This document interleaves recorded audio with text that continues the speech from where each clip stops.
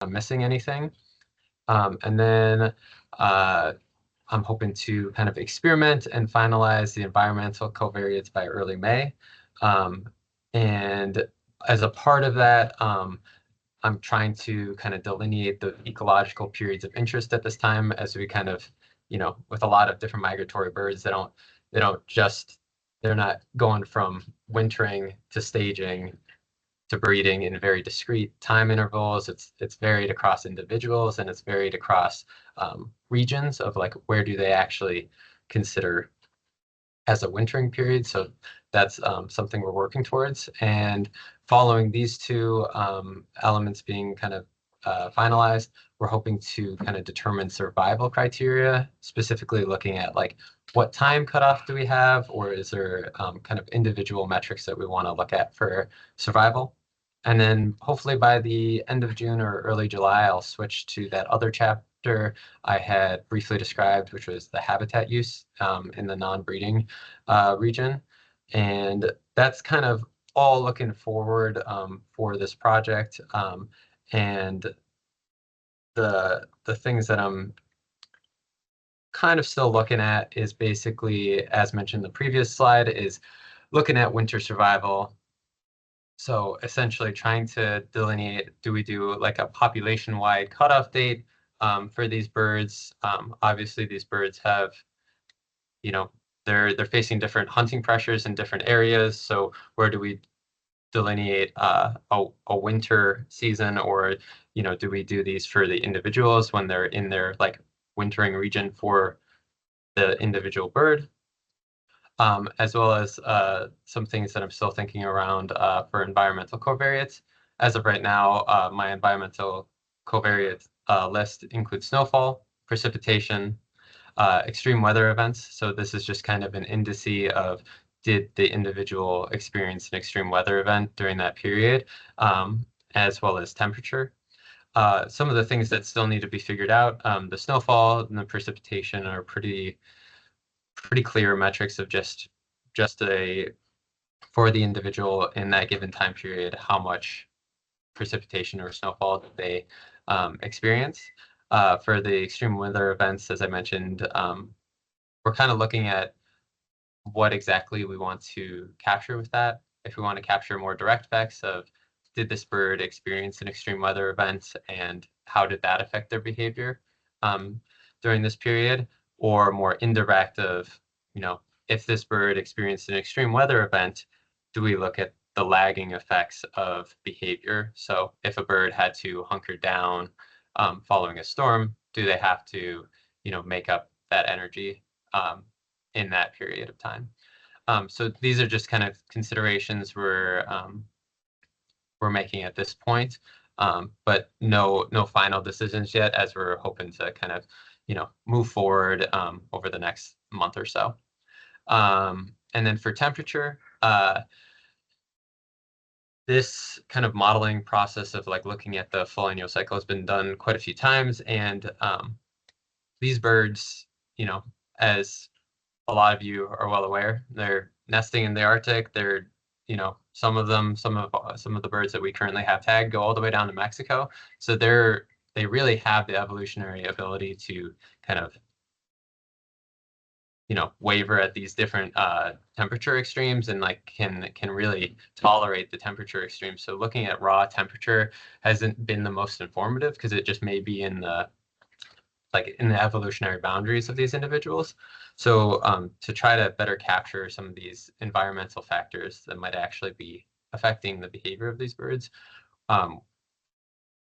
myself and Mitch and other members in the lab are kind of looking at different metrics like max temperature across a period of days to try to capture some heat or cold snaps to see if that is more directly affecting their behavior. As like being in the field and talking with other managers on the ground, it seems to be that, these birds can really weather, a fluctuation for a day or two, but if it gets like a few days, they're making different decisions, either in extreme cold or extreme heat. And so these are all just kind of the things that I'm looking forward and kind of hoping to figure out over the next few weeks. And moving on from that, just kind of giving an outline for potential for field captures and field season for this coming October. It seems like Arkansas is the best and most effective place for captures in the fall. The birds really pile in. It's just the most effective use of our time. As I mentioned earlier, Brett and I were able to get four catches in 10 days. And we probably could have gotten even more had we, known how good it would have been. But it's kind of how goose catching goes, I guess. And so for this upcoming October, one consideration we're kind of looking at is the North American Arctic Goose Conference has an overlap potential for this October. So we're just kind of seeing what we can make work, but we're hoping for Arkansas. And if there's any like questions or any discussion that people have with the kind of field season, happy to hear stuff, or if there's any consideration from any other states that they're seeing numbers of white fronts in regular areas. I'd love to hear, love to talk about that. So, and just briefly want to thank everyone who helps out in the project, all the funders, all the collaborators, and then specifically the Flyway Council. And really glad I was able to talk with y'all and meet with y'all and give this little update. So if there's any questions, happy to take any or anything to go over. So.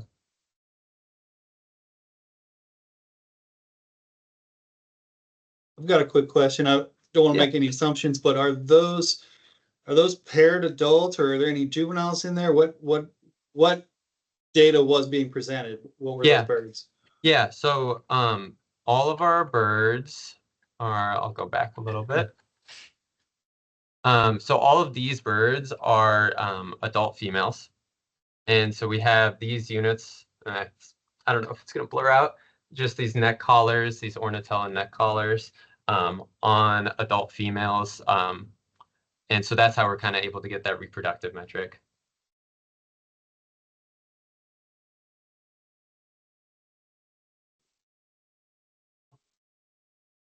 Looks like Oren has a question.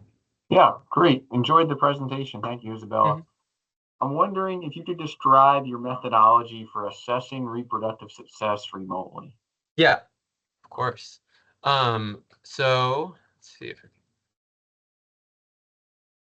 I may not have added the specific slide I wanted actually in this presentation, but the way we're able to do that is with these collars, we GPS and accelerometer data on these collars. So we're able to essentially use a machine learning algorithm with like truth data of birds that we know have reproductively or have been reproductively successful, and essentially what does reproductive success look like for a bunch of different metrics for like overall energy across a period of time, because obviously when these birds are on the nest and brood rearing, they're doing different behavioral metrics. So specifically for these ones, we're looking at like daily displacement, essentially. So if the bird is on the nest, they're not moving as much as if they're doing their daily feeds, or they're doing a like migration molt during the summer, as well as looking at overall like energy expenditure during the day. They're just not spending as much, and it's pretty clear when they're in periods of on the nest. So you're just looking for that total incubation period, and if they exceed that incubation period, you're assuming that yes, successfully. Exactly. So full term incubation is our assumption. If they make it to full term, we count it as a reproductive success. Obviously, with a lot of these birds, it's under the assumption that once they get it to full term, they've had a successful clutch. Yeah. Okay. And second question for you: what's the definition of an extreme weather event? What the categories? What are you considering that to be? Yeah. So we have in our lab some kind of existing work looking at extreme weather events. The general delineation is pretty large shifts in like delta barometric pressure So essentially like a large shift in a short amount of time. This is stuff that I'm still kind of getting into on exactly how we want to delineate it. In previous work in the lab, they've kind of done delta barometric pressure in combination with any like rainfall metrics or wind speed metrics, and essentially if it meets a certain rule set, then that indicates that there was an extreme weather event that day. So it's the change. It's not necessarily Yes. a certain type of weather. It's the change. No, exactly. It's yes, and generally conceptualizing it as like a front moving in, a storm front moving in. So. Okay. Thank you. Yep. Yeah, great presentation. It's great seeing that update. I just had a quick question. Yep. You're talking about all these like different weather variables and stuff that you're looking at. Have you thought about including like how hunting pressure might affect like some of their behavior and movements as well? In the terms of like if they are in an area that has an active season, is that kind of what you're getting at? Yeah, yeah. I was just thinking to Arkansas, especially like opening weekend when that rolls around, how much pressure is across the landscape, and if there's something they'd be able to tease apart there with that. Yeah, I don't think it's something like specifically in those terms we've discussed. We had discussed essentially like if like wintering region has an effect on their behavior. So like the birds in Louisiana or the birds in Mexico, are they like actually behaviorally acting different? But I think definitely consideration on like, if we can have for each year just the hunting season for all the different states, and if they're in an area that has an active hunting season, that's a good thought. I don't think we've fully considered that, so I'll definitely write that down, bring it up with Mitch. All right, next.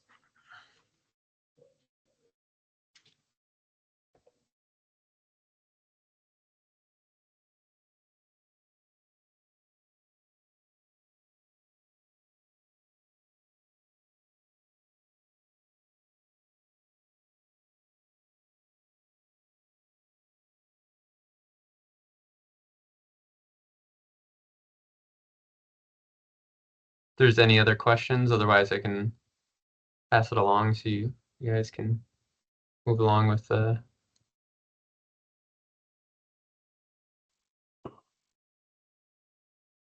I'm not hearing or seeing any others. Thanks again, Isabella. Yeah, thank you. All right, moving right along, then turn it over to John as co-chair of the web list committee. We have a couple of Sandhill Crane items to discuss. Absolutely. I guess we could start with. I know Rachel was here somewhere, but let's go ahead and just do the real quick. The hunting season reports I think should go pretty fast. Let me just see if I can share it. Oh man, let's see share. Oh,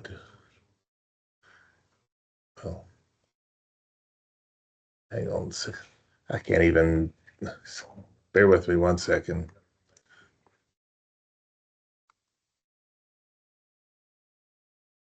Can we? Okay. Screen. Nope.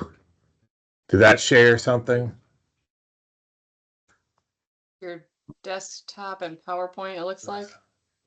This new slide. From the beginning. How about now? Looks good. Okay.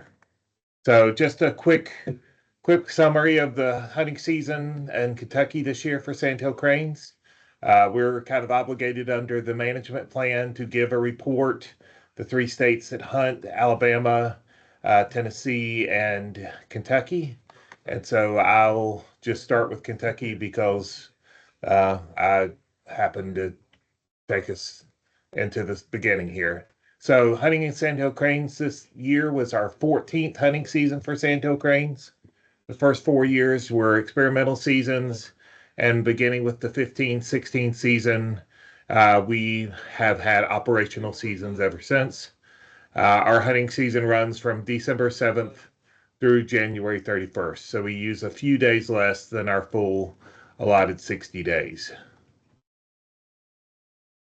So a quick summary of what happened. We have basically everybody who applies can get a permit, and then we divide our tags among all those applicants.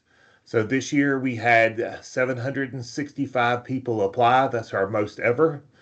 After you apply, you receive you're eligible to receive a permit, but you don't receive the permit unless you take the identification test that says you know how to tell the difference between a whooping crane and a great blue heron and other birds with the sandhill crane.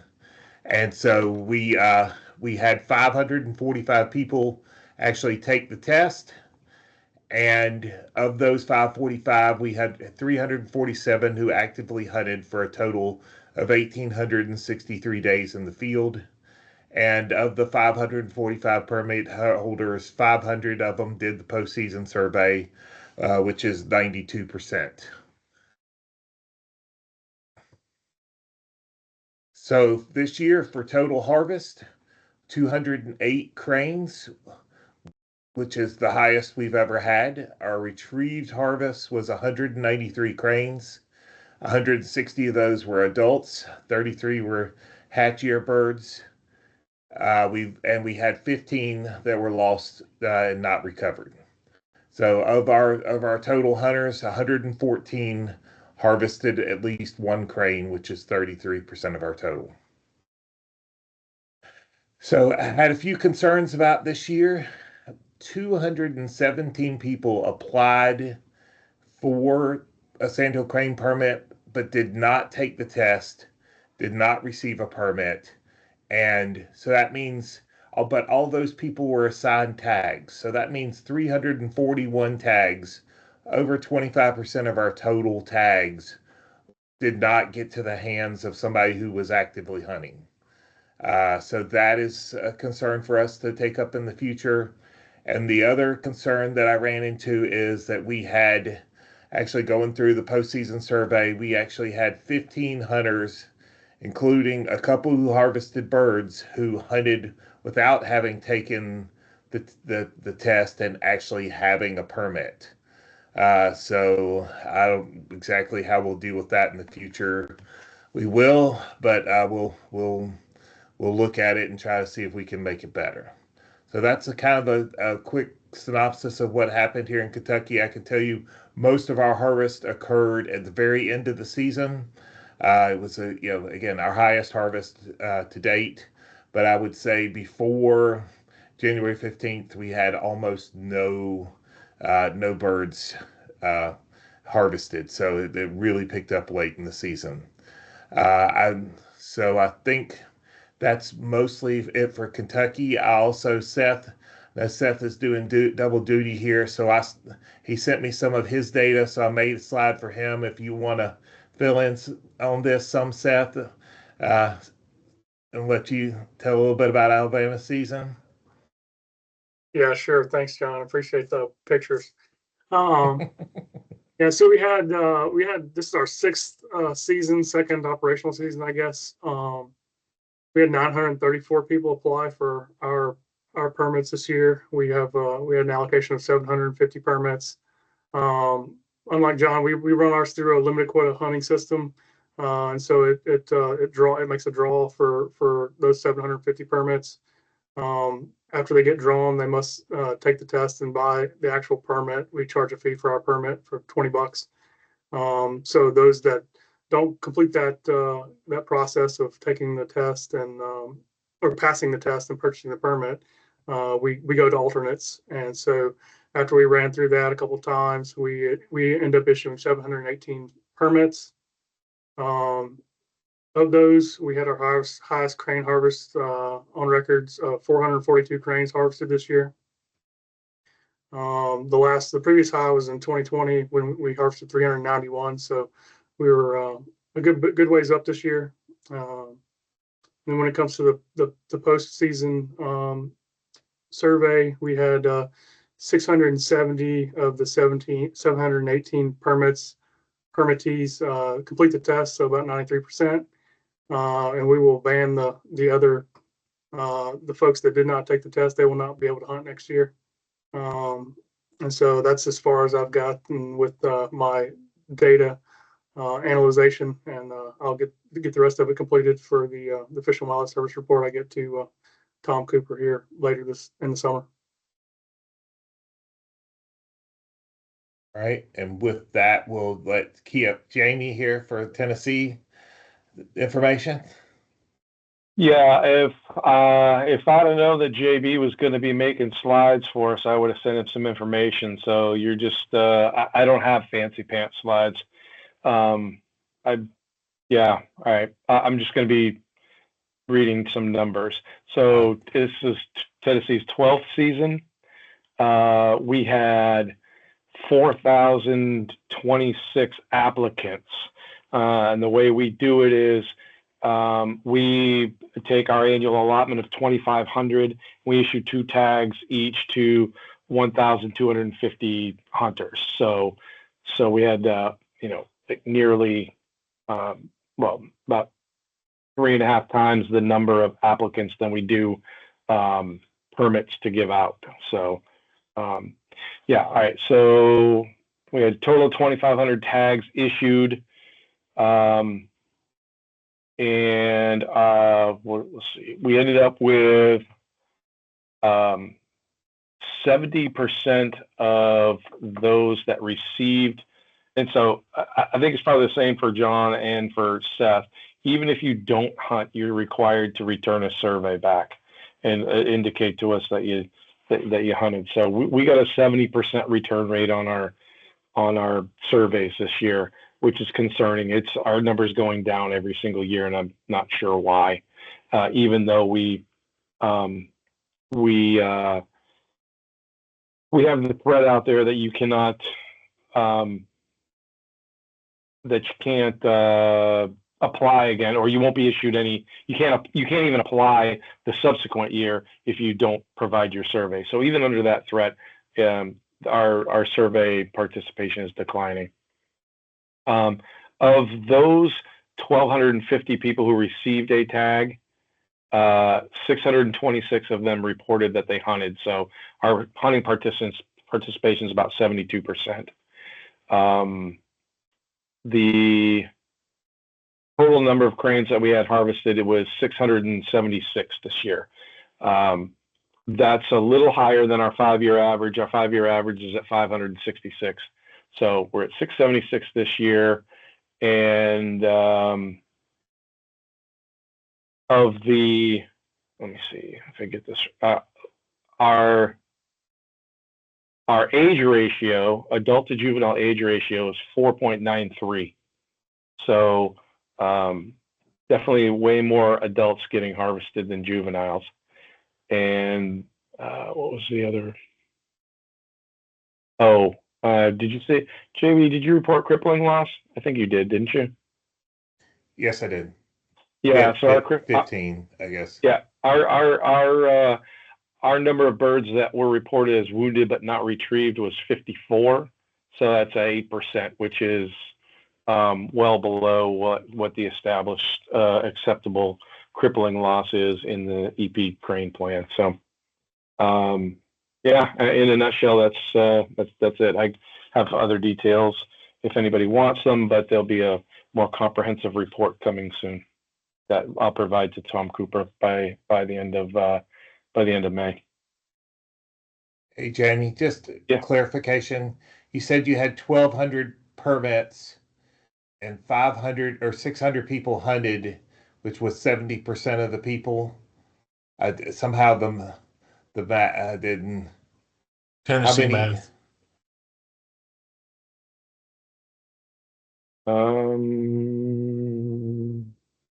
Oh, well, no, because it was 72% of the people that returned surveys. So we had, of those 1,250, 872 returned surveys.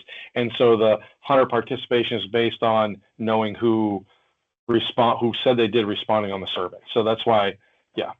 That's why the math wasn't mathing. is your harvest totally based on you don't do like we telecheck birds? Yours is just from the postseason survey? Mine's from the postseason survey because I don't trust because the check station, because we require them to check in the birds as well, but what they check in and what I get with the surveys are always different, and the survey number is always higher. So I go with the higher harvest that's reported. And so for your missing 30%, are you just assuming a 0 on that, or are you applying the harvest rate of the respondents to that missing portion? Yeah, they're counted as 0. There's no attempt to assume what that 30% is. It's just a 30% data loss. Yeah, I assume 0 as well, and I assume those people did not hunt. I think, I mean, it's not a terrible assumption, but this year I ran into, I don't know, a substantial number of people who hunted without having done this stuff. So I'm not sure it's a perfect. I mean, like you said, our telecheck and our survey numbers. I mean, when I first ran our survey numbers, I came up with the harvest of 275, which was like 90 birds away from what our telecheck said. And I'm like, holy cow. But I discovered one guy had harvested like 90 cranes, according to his thing. So he obviously was recording what he thought what he saw versus harvesting. All right. Any questions for anybody else for the folks had sandhill crane seasons this year? John, I got a question for all three of you collectively. It's interesting to me that harvest appears to be increasing, or harvest was high this year. What was driving that? Is it environmental factors, numbers of birds, numbers of hunters, and is it consistent amongst states? For Kentucky, it was definitely environmental factors. Like I said, the harvest, there was almost a 0 on harvest all the way to the last end of January. And we had cold and the birds moved south. And some years lake levels are wrong for birds to roost and they bypass us and we have very low harvest and very low counts. This year we had really high counts and high harvest during that, again, the end of January, and it's totally environmentally driven. It was cold enough to run them away from Adam and down to us. Yeah, go ahead, John. I was going to say, I don't think it impacts Jamie and Seth quite as much as it does me, but it really, the cold really impacts me. Yeah, and we do feel it though. Like on years when when it's colder and there's more snow up north, we definitely see more birds. So yeah, I agree with that assessment. Definitely more birds when it's cold and there's snow and ice on the ground. Yeah. Thanks, guys. And just when we started this season back in 2010, most of the entire population went south to Florida. I mean, the EP population wintered in Florida, went through Jamie, went through us, and now I don't think it's anywhere close to 50%, probably way less than that go south of Indiana every year. They just don't move the way they did 15 years ago.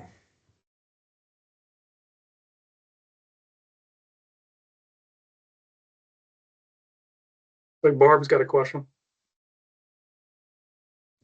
Yeah, GB, the question's for you. Oh, gosh. I apologize if I missed it, but what do you attribute so many people applying and not taking the test and getting the permit? Do you think that's deliberate? It's happened the last 2 years, Barb, and it's new. I mean, we never had this before. It's not non-hunters trying to grab tags to keep people from getting them.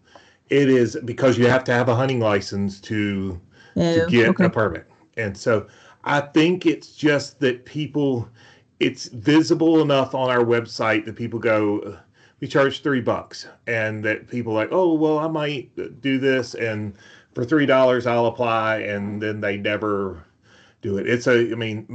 My people who are hardcore hunters are losing their mind right now because lots of people are only getting one tag a piece.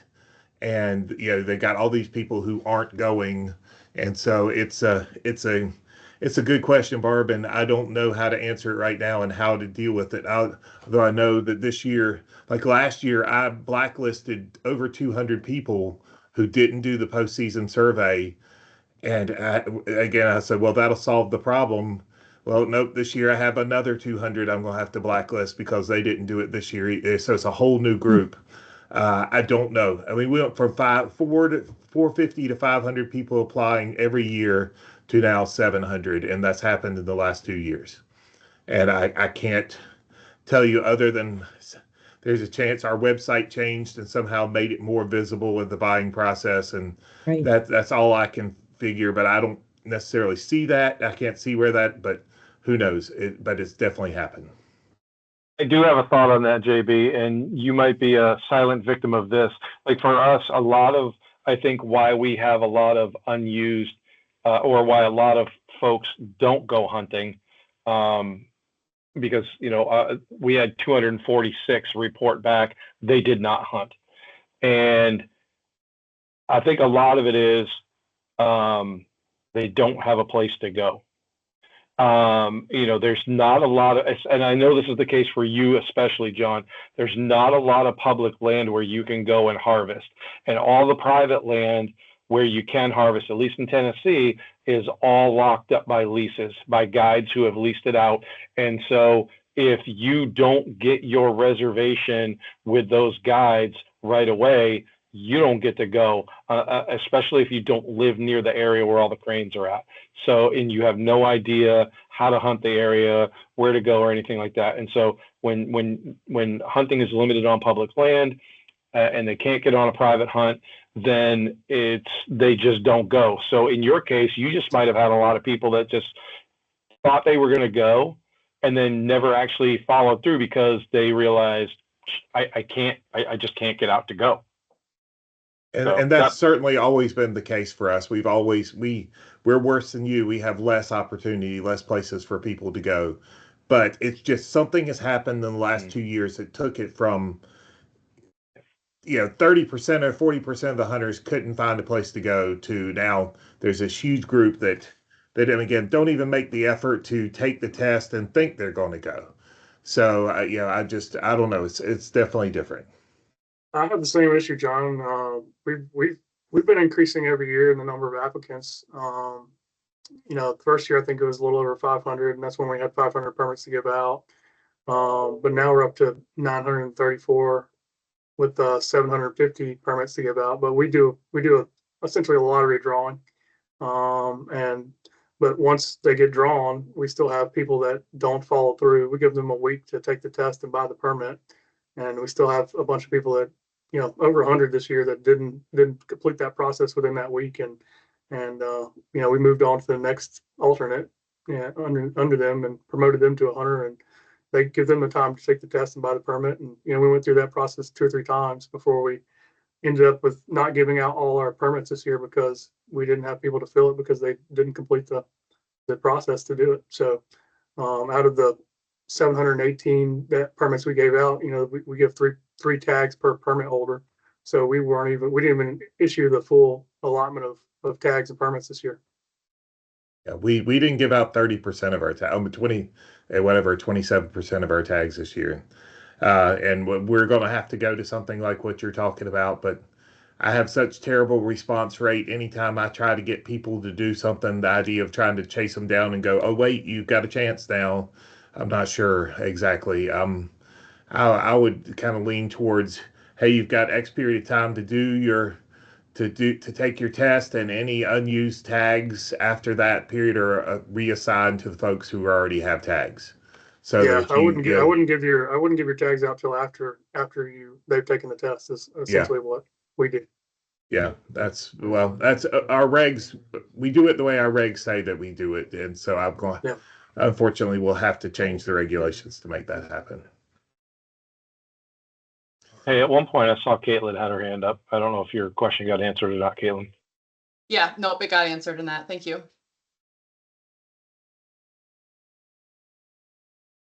All right. Well, I think that's most of the state hunting reports. let's see here. If I was just looking, I see Rachel still hiding back there. So, Rachel, you want to just kind of give us an update? So I just did the math real quick, and I've already lost it. But it was, I think it was like 1,311 between the 3 states. Our total harvest this year. So still substantially, in a population that is exceeds 100,000 likely. That's not too bad. Rachel, you want to tell us a little bit about the fall? Traditionally, Rachel will give us an update at our February meeting, but travel's been crazy. Everything's been crazy. Rachel, you want to just kind of give us a little update on what this year's fall survey looked like? Yeah, everything's been crazy for about the last year and a half. So I apologize for, normally we put out a report that goes out to all of you and to our volunteers. Once upon a time when Dave Franzak was here, we sort of tag teamed this effort. So I sort of was the coordination person where I, sent out all of the emails to get folks to sign up, and Dave really focused on the data and the back end, issues with Sandhill Crane portal. And honestly, I was kind of surprised about what happened with the Sandhill Crane portal. Dave was working with our IT folks, and everything seemed to be going along just fine. And I should not be in charge of IT anything. And so I don't know what happened in that program, but it seems like there was a lot of miscommunication, and the portal wasn't really assigned to anybody. And the folks in Fish and Wildlife Service didn't know that it existed. So we sort of late 2023, I got a last minute notice. Hey, everything has to be multi-factor identification, all of the applications that are related to the service, and we have to do it by next week. And that causes a lot of trouble for our survey folks, especially in Michigan, because they're all volunteer. They're not agency folks. They're, birding groups. A lot of them are, in their 70s and above. So it's hard to ask them to go through the whole process of signing up for the portal again. And so we sort of went back and forth. At the end of the day, the portal had to be taken offline until it could be brought into compliance. And I think that ultimately that was going to be a good thing. IT hired a contractor that I worked with to sort of work through all of the bugs that were in the portal. And things were moving right along until January, right? Actually, until fall. None of this happened until fall. So there was a pretty big lag where we didn't know whether or not the volunteers would be able to submit their data in the portal. So it was sort of a last minute, we'll put it online so people can submit and then take it back off again. So the data's in there and you can go to the portal and see it. I can't access the data very easily. So I haven't been able to do the things that we normally do with it. I was able to go in because it hasn't been updated and it's been pulled offline. There's all kinds of glitches. So, there are fake accounts, like a lot of fake accounts that I can't delete. There's all kinds of lags and glitches. So I was able to get the data out. So I can tell you the numbers, and that's about as far as I've gotten with it. 2024, the numbers, the count was 91,485. That's about a 17% decrease from what it was in 2023. I know a lot of folks were a little concerned that it was so low. In 2023, it was closer to 110,000. I think this year was a weird year because of weather. I had a lot of people call me up saying, we think the survey window's wrong. We're not seeing any birds. Have there just been widespread declines? And I think it was just warm. We had reports from the folks at Sherburne in November. I think they had like a record high of 20 or 21,000 birds. So I really think that they just stayed north and they came down late outside of the survey window. And so that's why we're seeing a little bit lower estimates in 2024. I mean, even in Canada, they report right around, between 1,500 and 2,000 birds. This year, they reported 6,800 birds between Quebec and Ontario. So that's quite a bit higher, which tells me they probably just hadn't moved far enough south to some of the bigger sites where they normally stage. Like I said, I haven't been able to run the model that sort of breaks it down by state. So I would like to, just looking at the raw data, it looks like the number of sites that were counted are about the same between 2023 and 2024. Just looking at the data, though, it looks like there were a lot fewer volunteers, and that's probably, because it was a last minute coordination effort because we thought we weren't going to be able to do it. So I suspect the effort was also maybe a little bit lower last year, especially in Michigan. So digging into all that, I think that we have the model up and running now. We had the added issue that the service has recently transferred over to ArcGIS Pro. So all the models that Dave had created don't work anymore. So I've had to redo those. So digging into that, I can probably get a report, a state by state report that looks a little bit more like what you're used to seeing. That sort of brings us to the next step, based on everything that you heard from Dave. We're in pretty desperate, things are not well here. So, there's a lot of change. I reached out earlier, or maybe late last week, to the IT folks that are working on the Sandhill Crane portal just to get an update. I thought it would have been done by now. And what I heard from them is, IT is being consolidated up nationally. We don't know if there will be a RIF or if some of the people are going to be let go. So that could very well be the people that know about the Sandhill Crane data portal. And not surprisingly, that isn't their highest priority right now. So I'm really hoping that it doesn't get dropped. I'm hoping that maybe since a contractor is working on it, that there's some hope that, that will continue to move forward. But everything is in such a state of flux right now that I'm a little worried that it will fall off their radar and that I'm not going to have a point of contact moving forward. So again, we'll have to stay tuned on that. I think all of this puts next year's survey into question.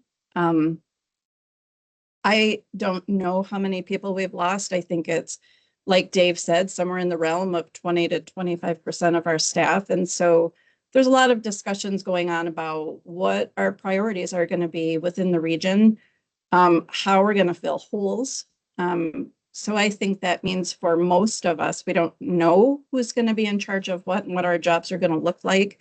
So I don't know what that's going to look like for me coordinating the Sandhill Crane survey. I also don't know what that looks like if we get rid of the data portal. Once upon a time, we had people send in, data forms, which was truly awful because I entered all of that data and collected it, hundreds, and it's not very efficient or effective or, and I think that going back to that, we could do it, but I don't know that there's going to be anyone to enter the data, right? Like there just isn't the time for that now. So I don't know what to say about what the next steps are. I think it would be good for this group to think about how important the survey is, and if it's very important, for informing some of the harvest in the state south of us, we might need to make some changes in how it's coordinated and who takes on that role in the in at least the short term. Or think about some process to make sure that it doesn't sort of fall by the wayside.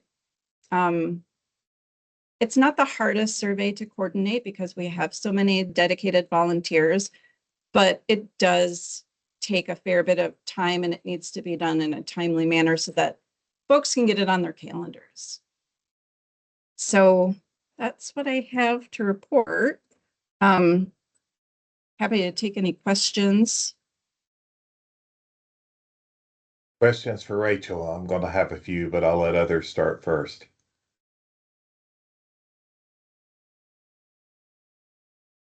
Or not. I guess, Rachel, what I would say is this is important for us. This is our management plan. Kind of everything is based off that fall survey. So if we don't have a fall survey, we're in trouble.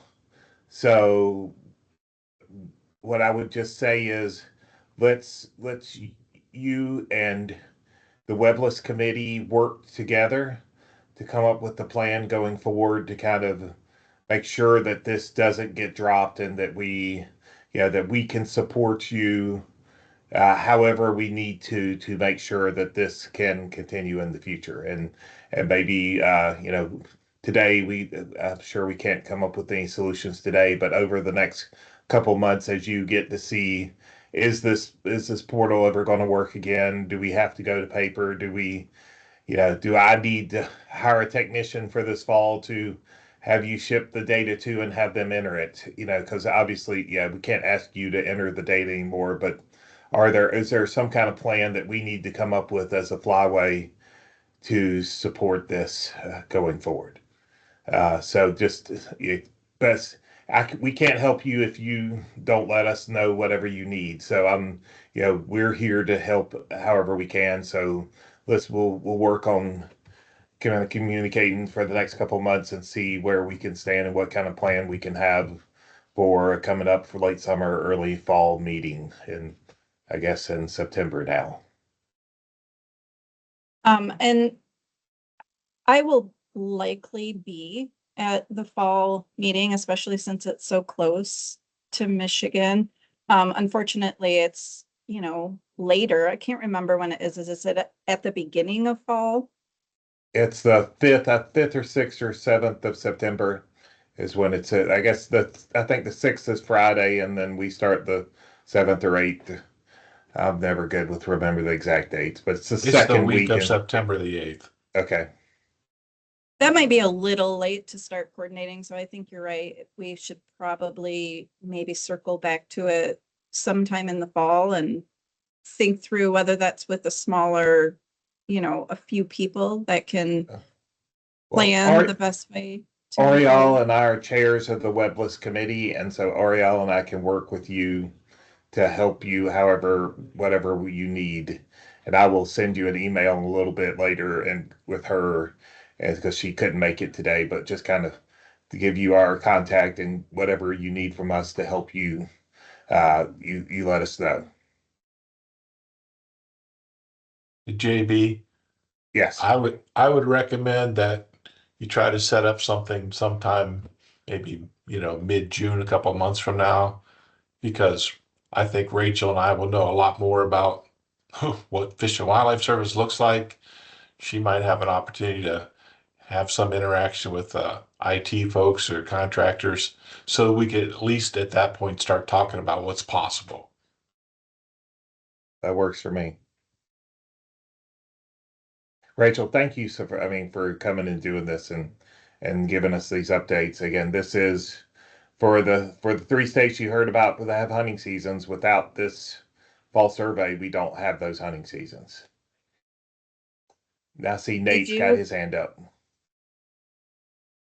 Yeah, I was just going to jump in there and just ask, in that portal, because I don't remember, are people releasing their contact information so that we could potentially, if it has to go state by state or some sort of level of coordination at that level, are you going to be, is that something that you could share with us for like those people who are volunteers every year? Yeah. Yep. I think there are a lot more people in in the portal that have signed up that might like add data. So they all have their own, ID, which I don't necessarily coordinate with all of them, but I do have a spreadsheet of participants that I reach out to every year that I can share. Okay.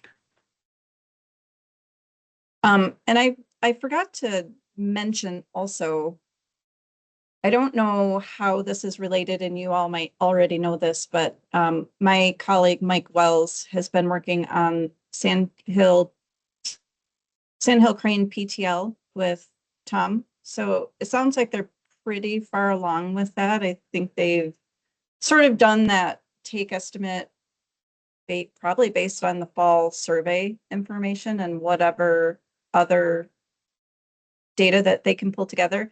Mike told me yesterday that he's revising the publication for that, and so I would expect it to be out soon. I think, Rachel, at least some of us had reviewed a draft of that publication, so we had seen it.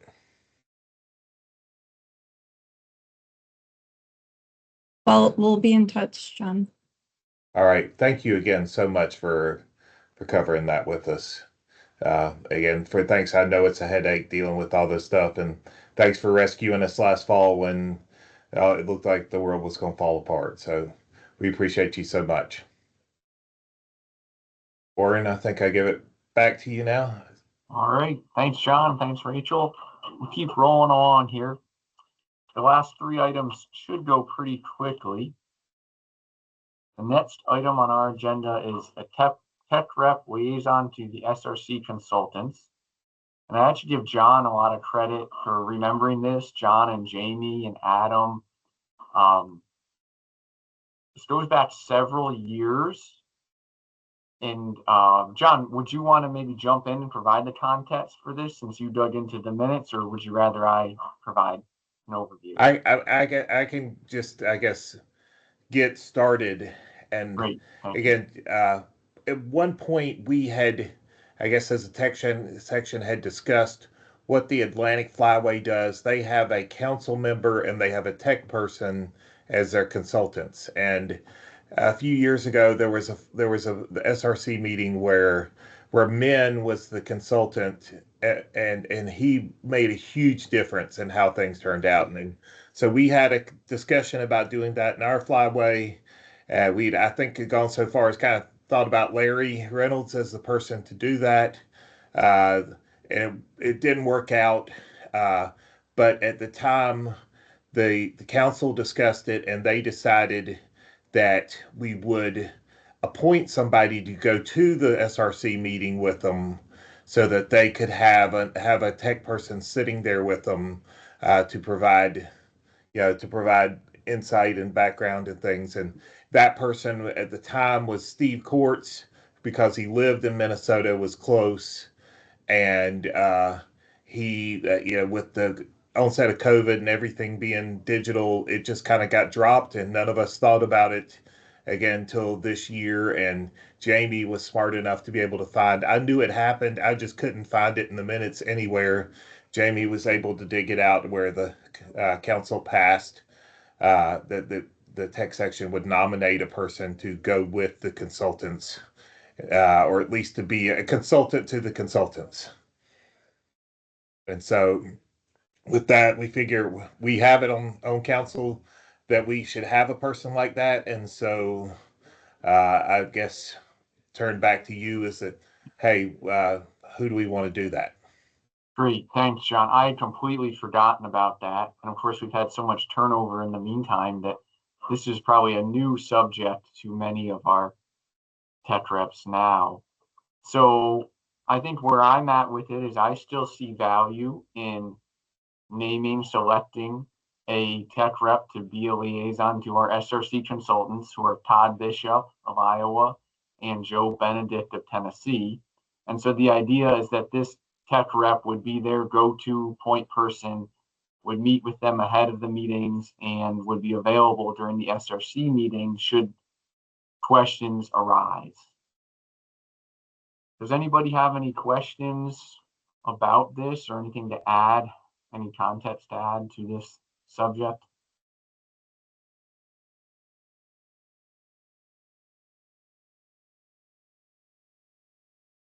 Orin, Okay. it's still a good idea. Unfortunately, as you know, we haven't met in person with the SRC. It used to be at least a couple of day meetings, particularly in the fall, where we would all go someplace like in Minnesota. So having them, having access to a technical person is a good thing, but I can't expect us to be back in person, although I wish we would. Yeah, that's a good point, Dave. The entire structure of the SRC meeting is different now that it's remote, virtual. Yeah, we've essentially gone to one long day in the fall and, a half a day in the spring. Mm-hmm. So, yes, they should have, whether it's the chair, the role that you're in right now, and JB will be, is designated to be that person, or somebody else who just has that responsibility. That's your guys' call. But right now, because you have the ability to live stream and, to text with them during the meeting, since it's all virtual, that's at least provides them somebody to check in with, knowing they're available. And if we ever get to the point where we get back to face, which I hope we would, then having somebody that could at least tag along and be there for those discussions would be a good thing. Yeah, I think that's helpful, Dave. I think that's the way I'm envisioning this too, is that for the time being that these are virtual, the ask would be that this tech rep is available and engaged during the SRC meeting. Jamie, go ahead. I had just noticed your hand was up. You're on mute, Jamie. Thanks, Orin. Yeah, hey, Nate, correct me if I'm wrong. I think the way the Atlantic Flyway does it is it's the current vice chair serves as the SRC consultant. Is that right, Nate? Just throwing it out there as how the Atlantic does. I'm almost certain that's the way it is that whoever their current vice chair is serves as the consultant. It's like a two-way rotation. So your first year, your first year you're the vice chair for a year, and then your second year you're in the chair for a year, if that makes any sense. So because you're vice chair for 2 years and then chair for 2 years. Because you're in that role for 2 years. I'm trying to remember. So maybe it's vice chair and chair, and then it rotates between the two of them. It's a convoluted, but I will add Central. Well, I served in that role for Central for a few years, and then Pacific also did that when it was in person. Obviously, it's a little easier now, but there is a ton of value in someone who's seen it. When it goes back to in person, I think there's value in continuity. I'll just say that.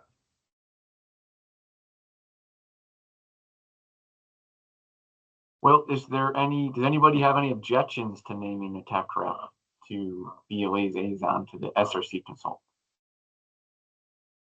I think there's huge value. And I think that's, I mean, I don't think it's really for us to question if there's value. The council said we should appoint somebody. Okay. So I think it's now on us to appoint somebody. Okay. Yeah, and I'll remind you guys that I routinely, roughly a week out of the meetings, have a call with Todd and Joe. I did this morning.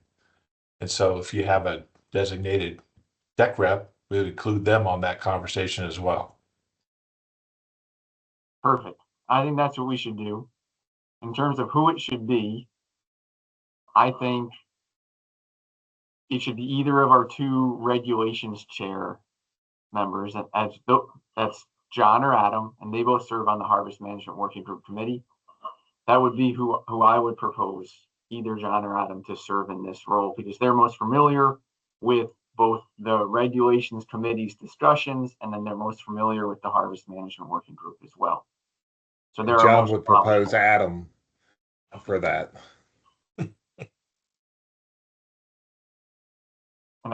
Adam, are you still on, or did Adam? He said he had to jump off, didn't he?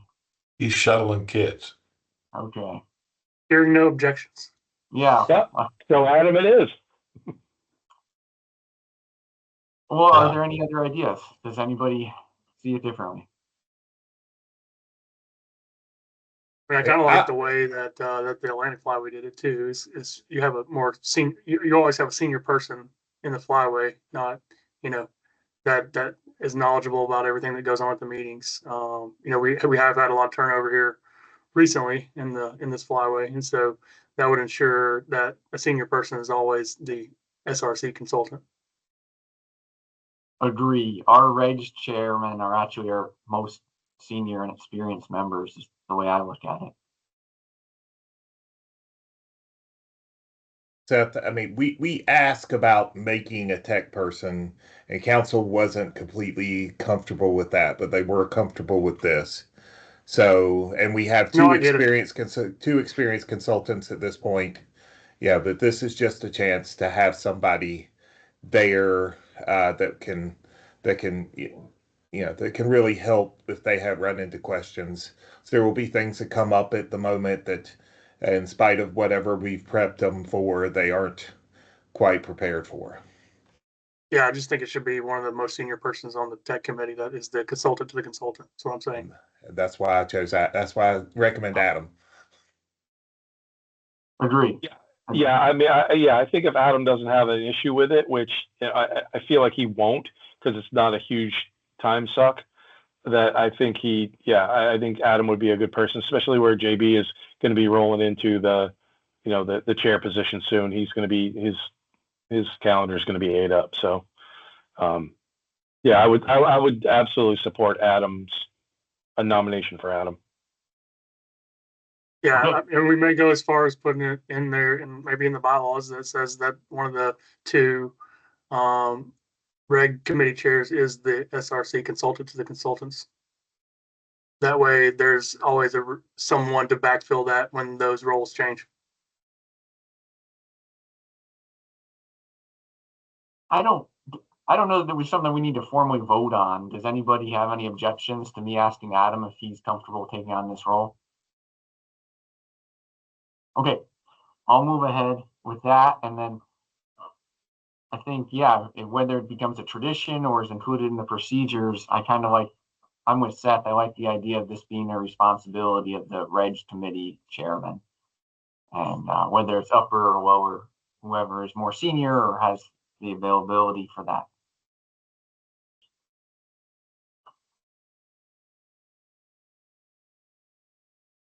All right. Moving along, the next item, I'm assuming many of you received the email from Jim Settinger with a letter titled Stand Up for Federal Employees. Has anybody not seen that or is in the dark about what that looks like? I'll share my screen here.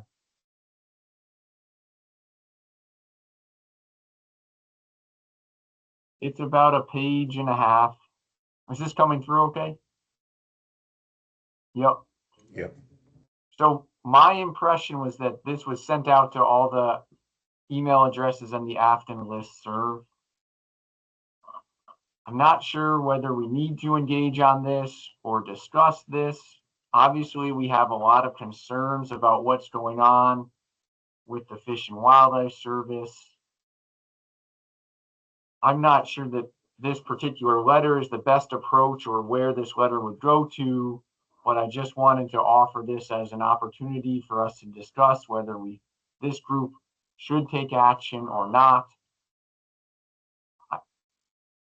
I don't know where I'm at with it personally. I would just offer this for discussion if there is any.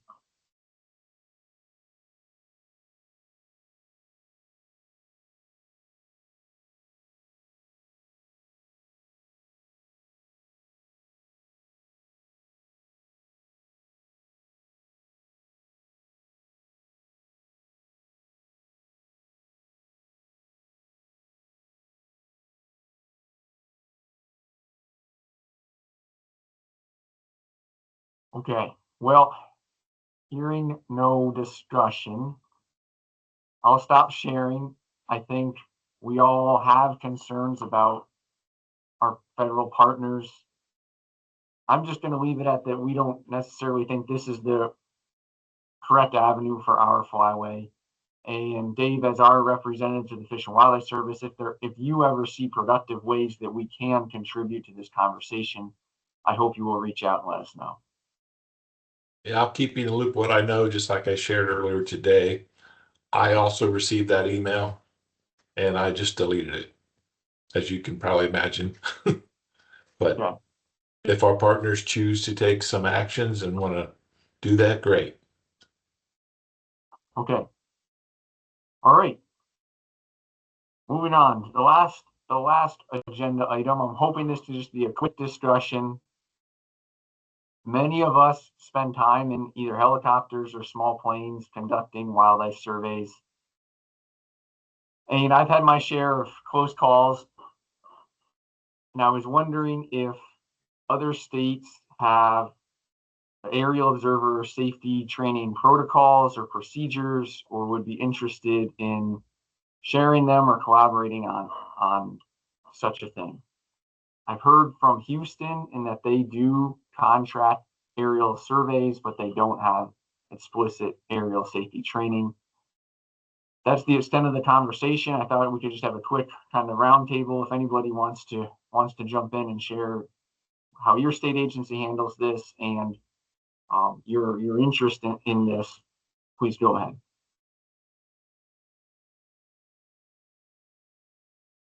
Or do you want to just go through the state somehow, rather than people jumping in? Because we'll all.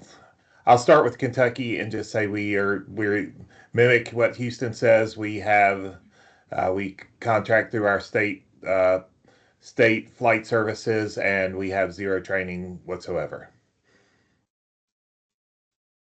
Okay. Same for Tennessee.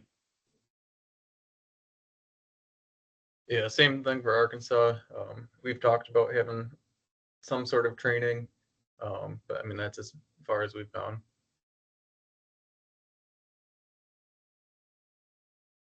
In Alabama, we have our own pilot and plane. Plane has a parachute on it as well. So we wear full flight gear when conducting low level air surveys. We've all taken the pinch hitter training, which is available online in case the pilot becomes incapacitated. We have dry suits when flying over water. Nobody ever wears them. They're too hot. We have air conditioner in the plane though, but it's still hot. The pilot is he's a 30-year veteran, so he goes over everything with everybody that gets on the plane, all the emergency checklists and everything. So we do get a little bit of formalized training, but I mean not super extensive. Okay. Do you find that training helpful, Seth? Yeah, I mean, I thought it was helpful, and I think I took it. In general for when I flew with the Fish and Wildlife Service when I was up banding doing some aerial scouting, and I brought it back and kind of implemented it here and with our staff. And so I think it's a peace of mind at least to know that you have a little bit of knowledge and background knowledge that you'll be able to at least get a hold of the radio tower or something, letting somebody know that there's an emergency, that maybe the pilot's incapacitated, if you have an emergency, and at least at that point you can they can try to talk you through what you need to do next. So it's a good training in that, and it's a free online training that you get a certificate from. So it's worth doing, I believe. Okay. I'll maybe follow up with you, Seth, on that. Does anybody else have anything to add who flies surveys? Minnesota has our own pilots and planes, but our pilots are all law enforcement officers. Not all, but mostly. And any training is just direct from the pilot. You get a safety briefing. We do wear helmets at low level stuff. We don't wear Nomex. And if you're flying more than occasionally, most of our pilots will give you enough information to at least use the radio and or steady the plane for some distance, maybe land it depending on which plane. But yeah, it's pretty informal. It's all I would like it to be more formal, I guess. Thanks, Bruce. Caitlin, were you jumping in there? Yeah, I was gonna say it's pretty similar to what Bruce just said from Minnesota. We've got, our pilots, also state police pilots, recently acquired helmets and for lower altitude flights and have no-mech suits for folks as well. And historically, some staff have completed the pinch hitter training. I don't think one's been offered since I've been on, so not in the last 4 years, but there are some staff on that have, and I guess I'd like to see that, kind of continue into the future, but then kind of similar to what others are saying, like that really fast slow down from the pilot, but it kind of depends on the pilot too. Like I've definitely been up and not given any instruction on how to use the radio. Like if that pilot like KO is like that's going to be interesting because I got nothing. So yeah, I would kind of similarly like to see some kind of additional level of training. Anybody else want to jump in? Jason, looks like you got your hand up. Sorry there. Yeah, we've got 2 aircraft and 2 full-time pilots employed through the agency, through our enforcement division, and we don't do any safety training. I think we get, like, if you're a new observer, he'll give you the how to buckle the seatbelts and get out if we go down, but that's about it. And it's really just the first time. Most of our observers are long-term, so we've been with the same pilot, same plane, really for more than a decade. I think as far as safety gear, we on occasion we'll put the life jackets on over water, maybe half the time, maybe not. If we had to go full suits and helmets, man, it'd be hard to get people to want to do it. So I'm hoping that never happens. Personally, I'm hoping that never happens. But yeah, I'd be interested. I think it'd be valuable if there's especially something as easy as an online training. I'd like to pursue that. So share that information if we can get that. Okay. Rod, I'm sorry, I didn't see your hand. Sorry. We have our own planes and pilots as well, and normally we just get the flight safety thing, how to buckle your seatbelt and whatnot. But quite a few of us that fly more than average and do surveys and van and whatnot have done the wet egress with a private contractor.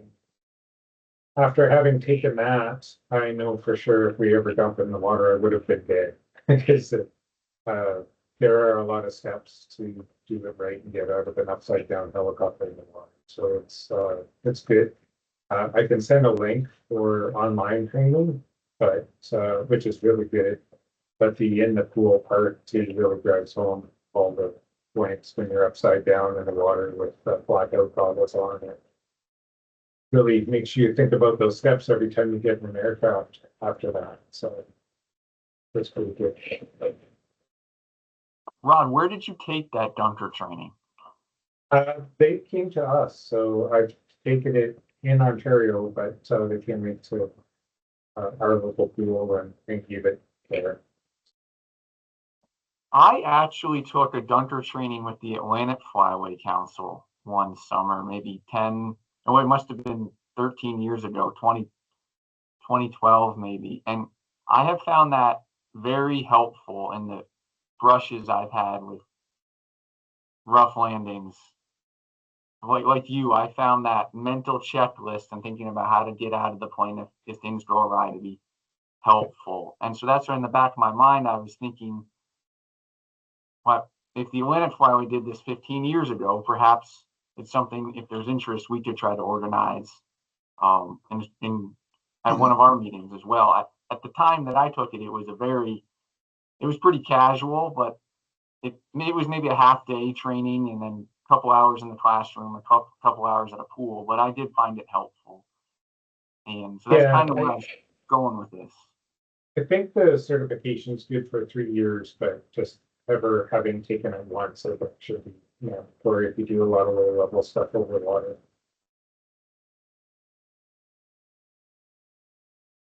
Warren Lee's got his hand up.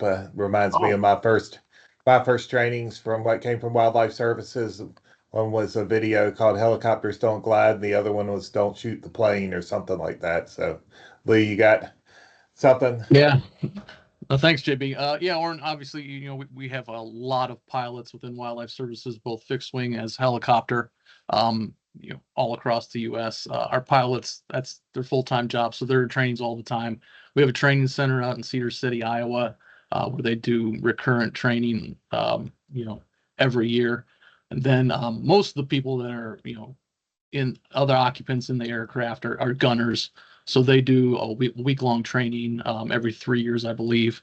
And so they're, wearing full flight suits and everything. In addition, ground crew are tracking all the aircraft using some web-based software. I think Spider Tracks is one that we've used most recently. So not only are the folks, in the airplane communicating, we're tracking them real time through the web. So we know if there's an issue or it has to go down for an emergency. So that's just our protocols, as well as a flight plan that's filed for every activity. Do you have observer training then? Yeah, it's not really an observer training. It's just those that are, considered ground crew, those that would respond that are within close proximity. They're just following on the software. Got it. Okay.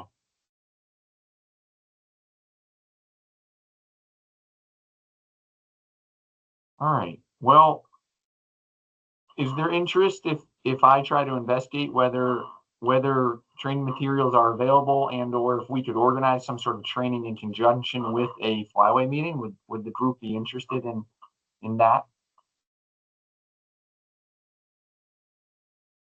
Yeah, Warren, I sent you the link to that pinch hitter training. It's all free online. So feel free to share with the group. Yep. I'll distribute that. Looks like Rod put a link in the chat too.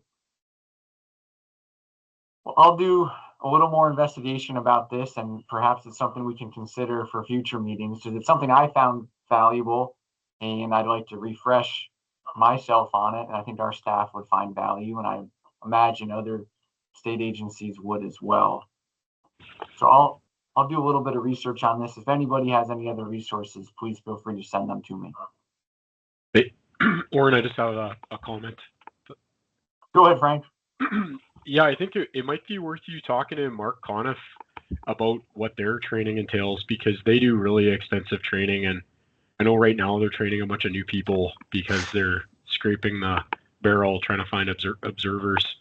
And so he might even be able to kind of point you in the right direction for potentially one of their staff to assist with training. And then I won't discuss the training that we do, but I'm happy to hear that everybody's flying with such experienced long-term pilots. That is not the case in the Canadian Arctic right now. If you are good enough to get your commercial license at 100 hours, you're good enough to fly us. And that's what we're dealing with right now. Is we're getting helicopter pilots who are, we might be their first job. We're getting engineers who we're their first or second time, working independently on an aircraft, and they're calling their supervisor to have them talk through like basic maintenance. So I'm thrilled you're flying with such experienced personnel. That's a good point, Frank. I've had 3 kind of close calls now, and all 3 have been with an inexperienced pilot. So I think that's a big, big deal. Our last engineer in Cambridge, or 2 years ago in Cambridge Bay, told us we were his first clients. He had recently moved to rotary aircraft after a stint working on fixed wing, and he was currently under investigation by Transport Canada because the last aircraft he worked on crashed and the pilot was killed. So that was the last guy we had. Sounds like Air Franzak. Oh. Yeah. Wow. I love him, but there's no way I'm getting on Air Franzak ever in my life. Me either. But Frank made a good point. We do have very structured training, and the aviation folks, I had to take some training just because I supervise Franzak. You can all understand that. But it's recurring, and if you're going to be flying, you do the Dunker training. It's all very structured, and Conniff could help you with that. Okay. Thanks. I'll reach out to Mark and have a conversation and circle back to this group. Do it soon or wait till June. Yeah. Hey, the other advantage of that is that if they do have specific criteria, which they do, the more folks that meet that criteria in the flyway, the better, because you might be potentially called upon. And that may have been why we had it at the Atlantic Flyway, because it allowed us to fly the midwinter in the Kodiak with the Fish and Wildlife Service pilots. So yeah, you would have to have the training in order to be able to rotate into that. It was helpful. I'm to this day, I'm glad I went through it. Okay, well, we're about out of time. I'll follow up on this. Thank you all for the discussion and attendance today. Does anybody have any last minute items or questions, etc.? Yeah, I do, Oren, real quick. I just got a text message 20 minutes ago from one of our National Wildlife Refuge guys here who bans a lot of wood ducks, asking if I knew anything about a band shortage. He ordered his bands a month ago and received an immediate notice that they're on back order. So I'm just letting folks know, if you haven't ordered your bands, do so as soon as you can, so you can quickly get one of these back ordered notices as well. So bands might be at a premium this year. I just ordered mine and got them in within a couple of weeks with no issues. Well, I may have to text him back and let him know, because I ordered mine back in November, so it wasn't an issue for me. Okay. Good reminder nonetheless, if you need bands. John, what do we have up for? Go ahead, Jamie. It was me. I was just going to say that I will work on the video after the meeting, try to get it up on the YouTube. My apologies. Thankfully, Oren caught eventually that I had not turned the recording on, so I missed the first little bit of the meeting. But y'all, I guess, dummy me the next meeting, try to remind me to turn the recording on. Yeah. Well, and I would say I feel like the meetings are going better. I appreciate everybody's engagement, and I think, John, you're doing a fantastic job. Enjoying today's meeting. I'm looking forward to May. All right. Well, then it's 3 o'clock. You got two hands up, Oren. Oh, I do. Okay. I'm not so good at this hand stuff. Who do we have? Go ahead. All right. I think mine is up first. I just wanted to really quickly let everybody know, I thought you'd be pleased to know that the Michigan DNR received our letter from the U.S. Fish and Wildlife Service that was canceling our common merganser program permit. So that has been rescinded. And they cited high path avian influenza as the reason for that. However, they did write in the letter also cite that they shared concerns with the Mississippi Flyway Tech section with the relocation of birds for kind of these non-serious health conditions. So I just wanted to let you guys know that the letter that you wrote and passed and sent was actually considered and used. Right. Thank you for that, Barb. It's good to hear. All right, I am looking at the list now. Doug, it looks like you have your hand up. Yeah, Oren, I just wanted to provide an update for folks on the tech section bank account, just real quick. We had $1,000 that came out of the account. That's Oren putting a deposit down well ahead of schedule for the 26th summer meeting. So that came out, and then most notably, the non-game tech section purchased an owl to use at their meetings. So about $1,700 for that owl that came out of the account. So just wanted folks to be aware of that purchase was made. So we're sitting at just under 14,000 for the account right now. Yep. Okay. Thank you, Doug. Any other updates? All right. Well, I'll let you all go. Thank you very much. Take care. Thanks, everyone. Take care.